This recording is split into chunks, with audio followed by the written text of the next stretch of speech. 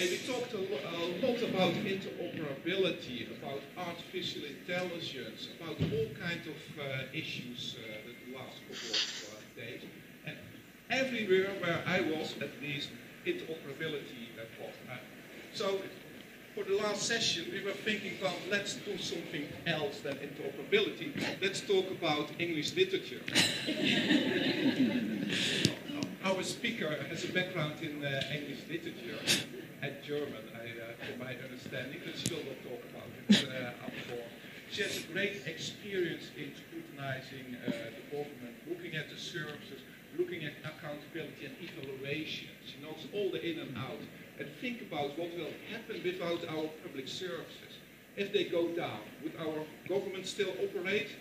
Would we still able to exchange? I think the whole infrastructure, if they go down, we will not be able to talk with each other anymore. That's why interoperability is so important. So I have the pleasure to introduce Veronica Gaffey, but I pronounced it quite right over here. And the floor is yours. A warm applause. Thank you.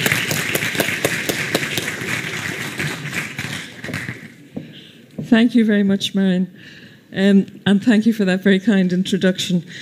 It's a great pleasure for me to be here in Guimares for the closing of this conference, opened by my predecessor, Mario Campolargo, whom I just met this afternoon and whom I will meet again next week in Tallinn. As Marion said,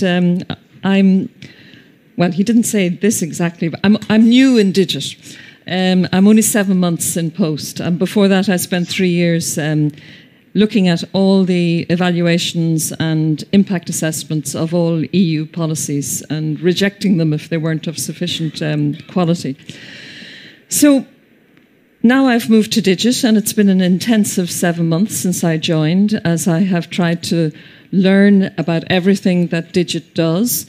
Of course, when I went into Digit with my 500 statutory staff and 1,500 external service providers, I told them all at the beginning, I'm not a computer scientist, I'm not an engineer. You need to talk to me in language that I can understand so that I can convey those messages to the wider world. And I must say my colleagues in Digit have made sterling efforts to help me in this regard. So while an important part of the responsibilities of my service is to provide digital services to the European Commission and other European institutions, we also support EU public administrations in their journey to digitalisation through the Interoperability Policy and practical solutions. And indeed, I was familiar with this whole area of interoperability before I joined Digit, because last January we scrutinised the evaluation of the European Interoperability Framework and the impact assessment for the upcoming proposal for an Interoperability Act. And it was Mario and Georges and the colleagues were appearing in front of us down a screen while we scrutinised and asked tough questions about the proposals that were made. But hopefully the questions we asked will have helped improve the quality of the proposal, which should be adopted in November of this year. I think it's clear to us all that the digital transformation of public administrations is a long journey, which requires continuous changes of processes, tools, but also of ways of working. And I must say, I've been very conscious of this since I joined Digit, how in the last number of years, we really have transformed the way we work, and this change is ongoing. So this applies to the whole administration and not only to the IT teams, but starting upstream at the policy design phase. And I would like to stress the Commission's commitment to giving digital-ready policymaking a big push. This would help to take digital aspects into account early in the policy-making cycle. And this is one of the strategic objectives of our recently adopted new digital strategy of the Commission. So our aim here is not to wait until a regulation has been adopted by Council, proposed by the Commission, adopted by Council and Parliament. Then it's too late to start thinking about the digital aspects. We need this up front. Over the years, the Commission has been collaborating fruitfully with EU member states on the basis of the European Interoperability Framework. And this is a reference instrument for interoperability that is also recognised outside the EU. We have been collaborating with a number of non-EU countries, such as Australia, Vietnam and Uruguay, and we have seen interest from countries such as Japan and Canada. And of course, we also collaborate with divisions of the United Nations, like the UNU or UNDESA, and with other international organisations, such as the OECD and the World Bank. As you see, this important work needs to be done through collaboration, and this is how we are approaching the Interoperability Europe Act proposal.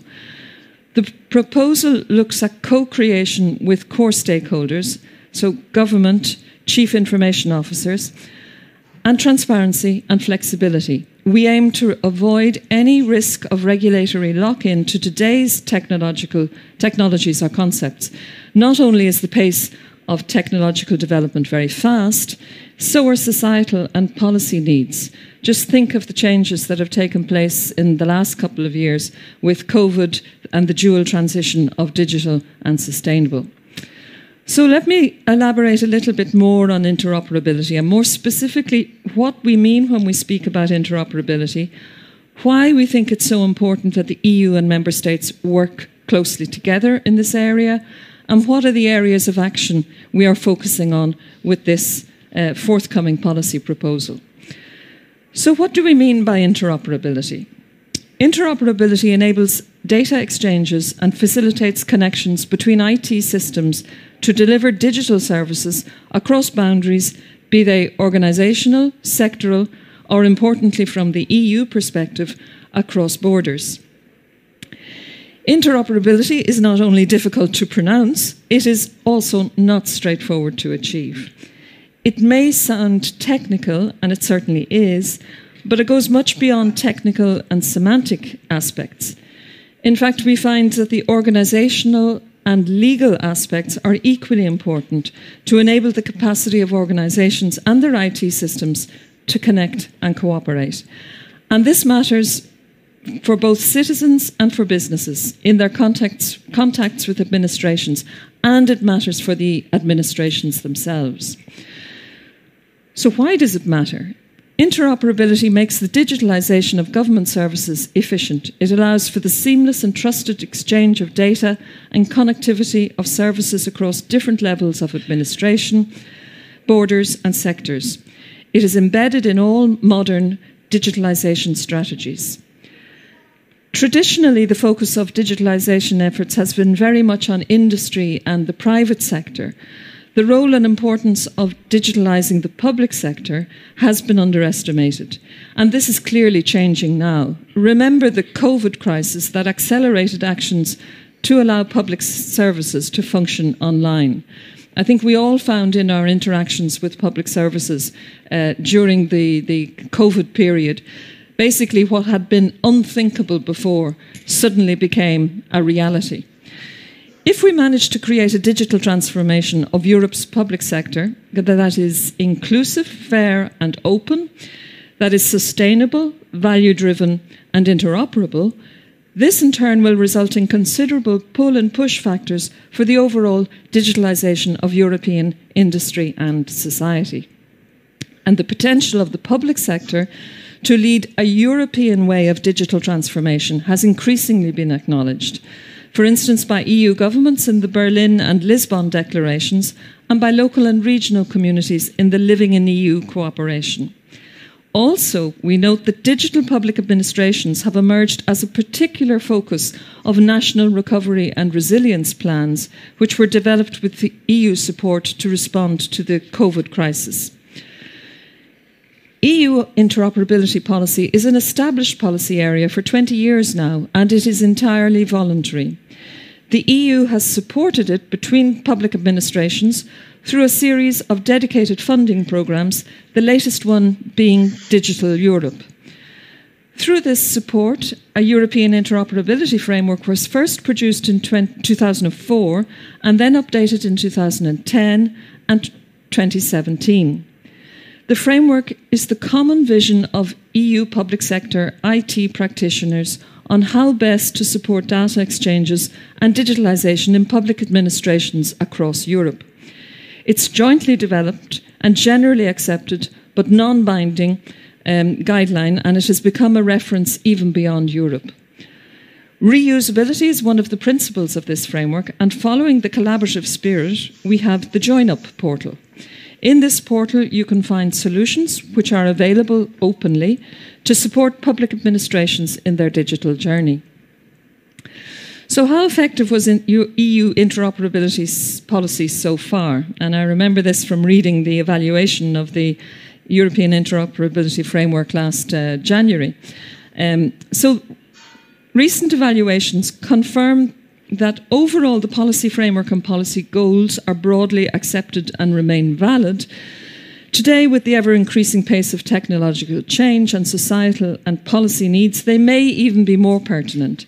There is a clear interest in guidance and cooperation by practitioners and need for reusable solutions. However, the take-up has been weaker than expected because of lack of information about reusable solutions and cooperation possibilities, and because of a lack of legal certainty. The European Interoperability Framework is voluntary, and cooperation relies on the voluntary engagement of individual parties. A second important reality check for our policy comes from Member States' CIO offices that are represented on our expert group, and that proposed recommendations which are publicly available in the EU Experts portal and in Join Up. So the expert group made recommendations in three broad areas. Firstly, to reinforce EU-wide cooperation.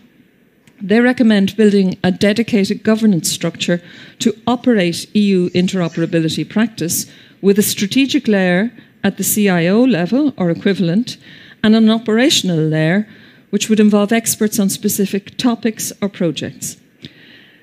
Secondly, they recommend to embed interoperability considerations into EU policymaking. This includes keeping the European Interoperability Framework up to date and guide implementation, while also strengthening digital checks to make EU policies digital ready and interoperable by design. And finally, the expert group recommended to upgrade the offer of EU interoperability solutions, building a common catalogue of reusable solutions and streamline EU funding for interoperability and public sector transformation. The current thinking favours a lightweight regulatory approach, with a focus on structuring cooperation across member states and joint ownership of interoperability solutions. Such co-ownership and co-designed solutions could include future revisions of the European Interoperability Framework or lists of recommended openly available interoperability solutions that can be reused by public sector bodies at all levels of government. We have also learned from different member states where they have put in place the national legislation on interoperability, such as in Spain, in Germany, and earlier on in Estonia. This has proven an important boost to the digitalisation of public administrations in an interoperable and in an efficient way. What we want to build is a future-safe regulatory framework, a process that allows us to jointly identify needs, experiment with possible solutions, and develop and scale the best solutions for public reuse. This will help to build interoperability by design and, importantly, will avoid finding ourselves tomorrow in a straitjacket because we would have legislated today's technological choices, which could already be outdated tomorrow. A second point I want to emphasise is the importance of building true co-ownership between member states. Interoperability resources, concepts, tools, specifications, programmes, semantic assets cannot be developed top-down, or, if reinvented repeatedly, would constitute a considerable waste of effort. And this is where we see a potential role for us to come and support EU member states in this regard. So what else is being considered for the future? I see as a good illustration of this approach the work on GovTech, joining forces at the EU level to allow for technology experimentation in a very flexible setup of member states. Not everybody needs to be in, but everything, all results, good or less good, are shared openly. This speeds up the testing of new technologies, including with private sector players, companies, startups, civil society, learning lessons, and ideally scaling up successful tests for broader use by many. An EU-funded GovTech incubator to test this approach is currently in the process of being signed under the Digital Europe programme. It will involve around 15 countries and at least 20 partners, and the initiative is 50% funded by the Commission.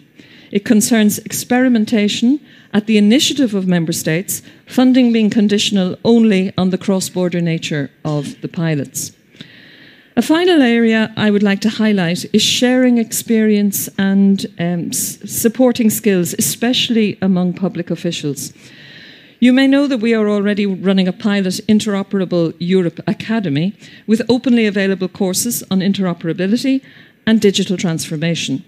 This could be developed into a broader upskilling mechanism, including content and courses coming from the Member States. In fact, if you are still here tomorrow, we will organise a workshop to explain the objective and scope of this initiative that will be a cornerstone to support the implementation of the new policy. And my colleagues George and Victoria are here for that tomorrow. As part of it, we have an introduction course on interoperability that we plan to propose in all EU official languages next year. Although we will be developing most of the courses, we are also seeking to collaborate with any institution, being European or at any other scale, to share and promote courses. So, in closing, I would like to emphasise that the entire policy development process has been co-designed with Member States, with the CIOs and their experts. Their recommendations, developed in workshops with the expert group and publicly available, serve as a blueprint for the future policy, of course, in addition to the usual public consultation and evaluation processes. We believe it's essential for such a topic to ensure full transparency with the parties most concerned.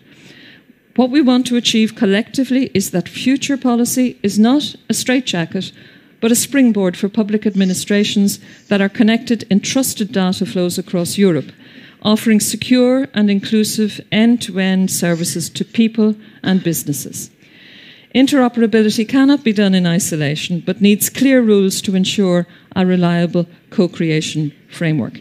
Therefore, not only for policy design, but also for the implementation of solutions under the Digital Europe programme, including the GovTech aspects, we will make sure that co-design and co-creation are the driving principles.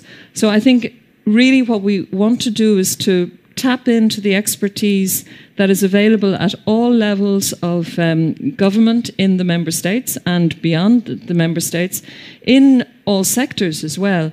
And I think we in the European Commission, we want to support such an approach, but we know we certainly don't have the answers. So what we want to do is to put in place a framework where we can all learn from the best practices that take place in this area, in the interoperability across public administrations. So thank you very much for your attention. I'll stop there. Thank you. Shall I go there?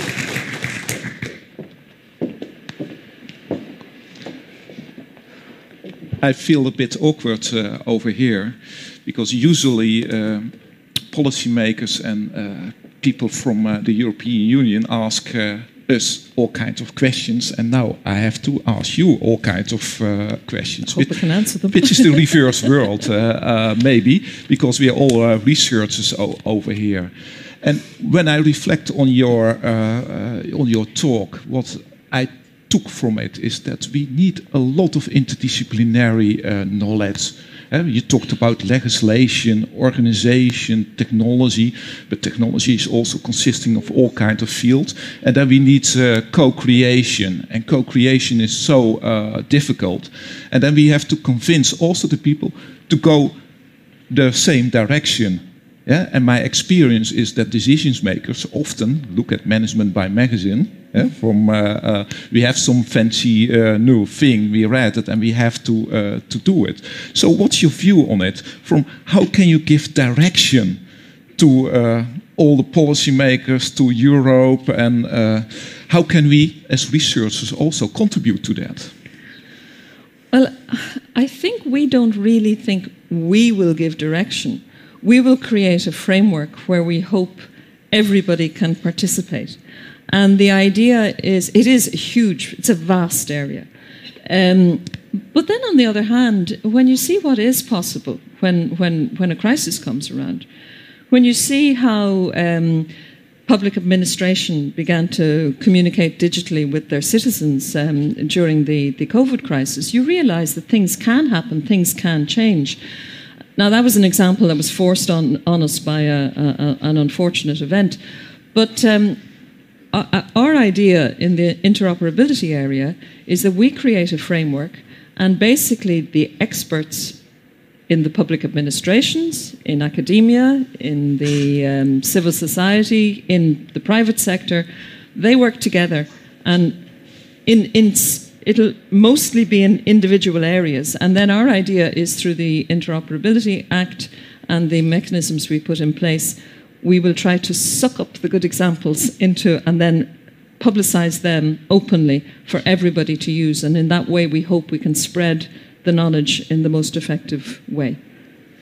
That's quite a daunting task, and we need all kinds of disciplines on it. And I can imagine that we have all kinds of questions about it, because I see people from more the public administration, more from the computer science over here, more from the organizational management science over there. So take the opportunity and to ask some questions. We have people on the left and on the right. The question is over there.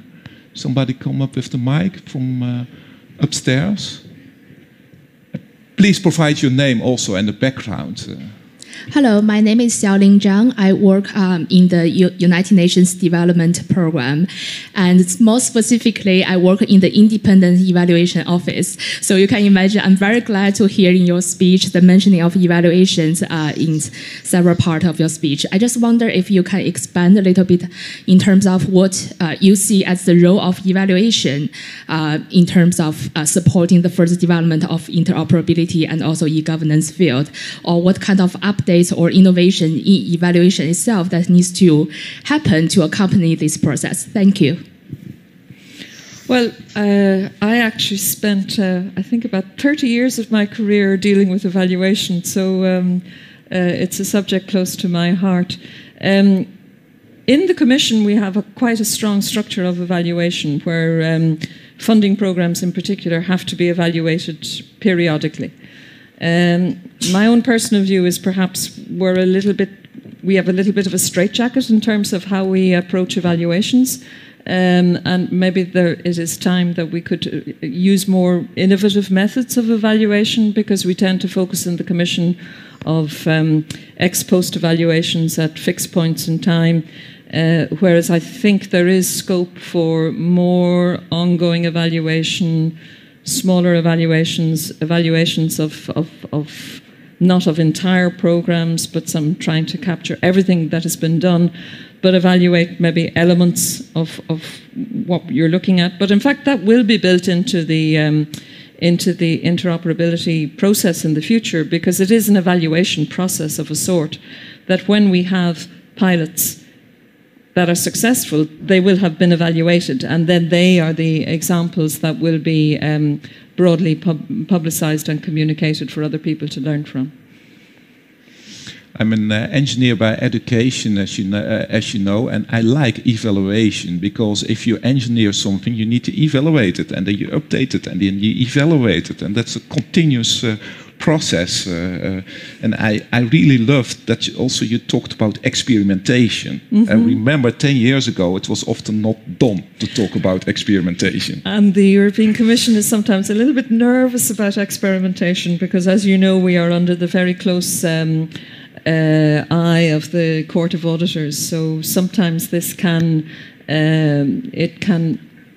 discourage risk-taking and experimentation, because people want to be certain of the outcome that is achieved.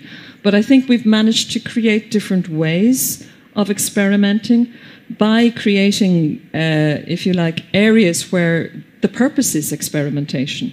And if you can carve out an area and you say the purpose here is experimentation, well then nobody can blame you then if some of your experiments don't turn out the way you expected them to turn out. But the main thing to do is that you learn what has actually happened. So I think we've progressed in the Commission in that area over the years. That sounds wonderful to me. When I was young, I always loved to play in the sandbox, and I still love to play with the technology in the sandbox, but not in the real world. Is there a next question? Here on the left. You know that when I'm with my students, I assign people questions. So don't be prepared that I assign, just jump in the room and then we'll ask you a question. Well, thank you, Marijn. Morten Nielsen from EU You mentioned the collaboration within the EU on interoperability frameworks and so forth. You mentioned the training courses that you're launching. You mentioned some of the non-European collaboration. Have there been any consideration, both in DIGIT but also INSPA, for instance, of working with other regional bodies such as the Southern African Development Community around ensuring that there's interoperability between European frameworks and other regional frameworks? And how is the thinking at the moment in Brussels in terms of using, for instance, the Digital for Development Initiative, the EU-African Partnership programs to help develop such capacities in emerging economies, for instance, in Africa, through the twinning projects that have been quite successful in rolling out interoperability in the Western Balkans or in the Eastern European Partnership countries? Well, I mean, we do work very actively with the accession countries, and including Ukraine. George was just telling me about before we had before we started the session. And we do stay open to other countries, and we know that a lot of countries are interested in what we do in the EU. At the moment in DIGIT, our efforts are really focused on the European Union, and let's get this up and running. But I think if we can get it, and of course everything is public, everything that we produce is public, so available to everybody. But in terms of more proactively working with different parts of the world, I think I'd have to talk to INTPA about that. But it's a nice idea. But maybe we need to take a few steps first. When you're talking about frameworks and those kind of things, then I also always think about auditability, agreements about that, when ensuring that it keeps on working properly. You talk about evaluation. So what's your view on ensuring that interoperability keeps on working in the future? And as an engineer, I always think about extendability, adaptability, and those kind of typical engineering requirements.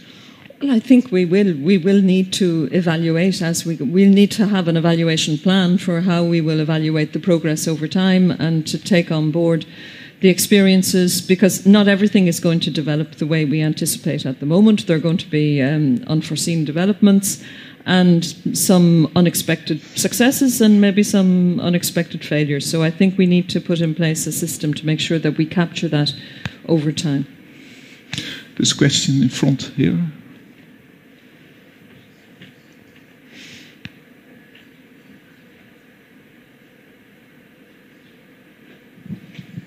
Thank you. Manuel Bonduque from Brazil University of Getúlio Vargas Foundation. Sorry. From your presentation, it's possible to see that most of coordination instruments that European Union is using are based on networking and voluntary adoption, and some of them are based more in transactional ways, such as granting funding and etc. And mostly none of them are based on top-down hierarchical standard settings. How would you say that networking and more horizontal instruments combine with those transactional fundings in terms of the perspective for the next few years in the interoperability framework? I mean, I think you've characterized it correctly. That's the approach we take. And I think it's because we don't feel we have the knowledge or the ability to top-down prescribe. Plus, we know that technology is developing at such a speed that there's no way the Commission could keep up with that pace of technological development. And that's why we want to open up to as many people as possible so that we can get the range of experiences and inject them into the whole interoperability, particularly across the public sector.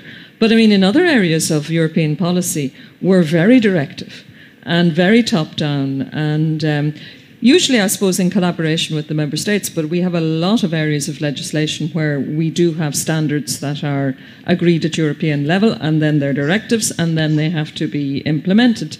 And if you don't implement them in the member states, there will be sanctions. So I think that would not be an approach suited for interoperability, where we really see this co-creation being at the heart of the matter.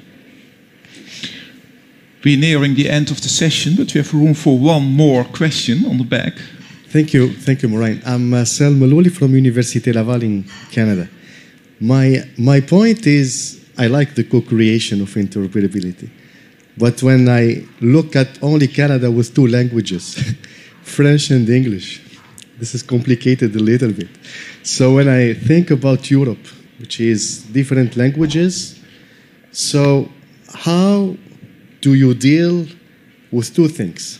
I will limit to that. First, the language, the semantics, which can change from one language to another for interoperability. And second one, the willingness of the countries to adhere to such interoperability, because the culture of the civil servants and so on is not the same from one country to another. So how do you deal with these changes and challenges? Thank you. Well, in the first place, I think we already know for over 20 years of collaboration that there is an interest in the member states to collaborate. But of course, every member state is different, and every member state has different structures. They decide things at different levels in public administration, whether it is at the national level. We were talking to Mario Campalargo there beforehand, and Portugal is quite a centralised member state. Other member states are totally different. So, I mean, the whole approach is very flexible and it's non-binding. So basically, if a member state doesn't want to get involved, that's all right. We're not going to force them to. But then we publish everything online. So it may be that somebody in that member state will, it'll come from within and below, that there will be perhaps people within the administration will identify what is happening, and they may be able to catch the ear of the political masters and say, look at these really good examples, we should really use them. So that I don't see that is a particular problem. And if you like, the approach has been designed in such a way that we don't name and shame people who don't want to participate. On the language front, we're making great strides there. And if I just give the example of our recent conference on the future of Europe, there we used artificial intelligence, and people were able to communicate with each other on time, at the same time, with translation provided. So we've made leaps and bounds in the use of e-translation. So I think we can probably mobilise that in this area too, though it does tend to be, and I see this more and more, that English tends to be the language of digitalisation. But of course, when we want to have truly interoperable public administrations, then of course each public administration is going to be communicating in their own language with their citizens. Thank you. We feel very popular because everybody's waving at us. Maybe on the back, one question over there, and then a final question over here. And I'm sorry we can't accommodate every question this time. My name is Anne Braham. I'm Special Rapporteur on Privacy for the UN. And I was wondering, what is your perspective in what refers to this topic? I mean, privacy and data protection against interoperability. What is your way of focusing or your approach towards privacy? Thank you. I think, George, I've asked to answer that.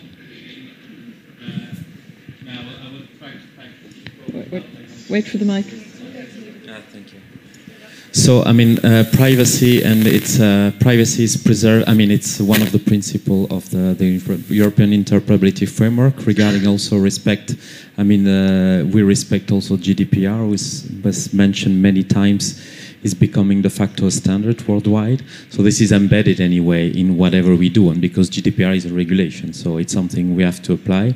So it's, I would say that the GDPR is the main driving principle on protecting interoperability. So whatever we will develop, whatever solution we will develop, it has to comply with the data protection. So that's basically the answer we can provide on that aspect. And of course, the researchers, they have a lot of privacy enhancement technologies and mechanisms that can be used, but often they're not there yet. And I think you're also working on an ecosystem in the GovTech areas. Maybe you can reflect on that before going to the last question. You don't want to reflect on GovTech? No GovTech. Okay. Thank you very much. I really enjoyed the speech of the Honorable Keynote speaker.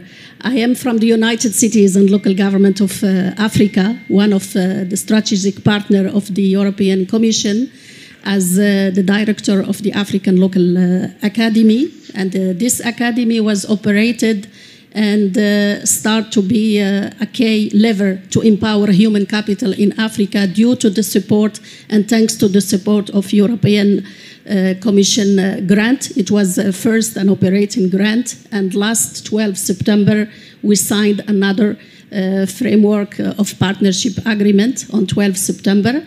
And in this new journey and chapter we will focus among the priorities on digital deal and also the digital divide. So we have a lot of works to do to make sure to bridge this divide between local governments recognized now as main actors in the public governance. So we are starting to design a roadmap with a lot of initiatives where we found empowering local elected officials, territorial managers. We have an e-academy. We are networking smart cities, etc. So it's really a very exciting new journey for us where the digital divide will be a key priority. Thank you very much. I think what we have listened over here, because we have to close the session, is that a lot of elements are coming together. Huh? From co-creation to the technology to the governance, that is part of it. So I really would like to thank you for having this closing session. Thank you. Thank you.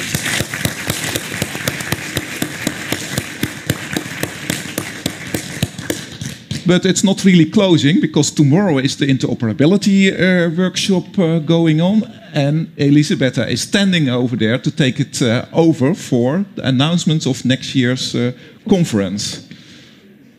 Thank you. Be careful about the steps.